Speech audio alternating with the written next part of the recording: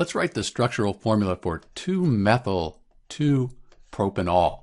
So when we look at 2-methyl 2-propanol, it's also called 2-methyl propan 2-ol. This is actually the preferred IUPAC name, and tert-Butyl alcohol. If we want to write the chemical formula, the molecular formula, that's C4H9OH. But with the structural formula, that'll give us the arrangement of the atoms. So first off, it ends in OL, this here as well. When something ends in OL, that's going to be an alcohol. It's going to have an OH group. So we know we have an OH group, and prop right here, prop tells us 3. So the longest chain is going to be 3 carbons, and one of them is going to have an alcohol on it. That'll be the second one.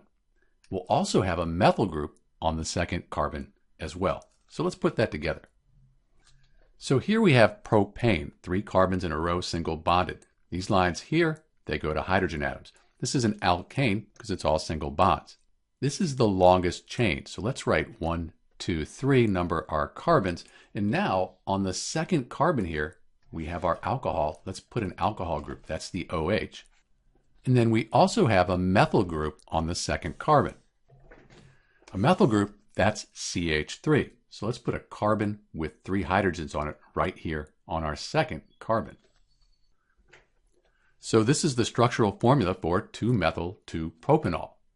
We have the longest chain, that's the prop. Then we have our alcohol, the 2, that 2 right here. That's on the second carbon. And then we have a methyl group that's also on the second carbon. If we look at the molecular model, that would look like this. So you see that central carbon here with that chain of 3, and the second one, methyl group, and then an OH group also on the second carbon atom.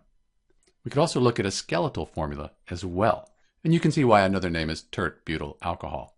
So that's it. This is the structure for 2-methyl 2-propanol, and this is Dr. B. Thanks for watching.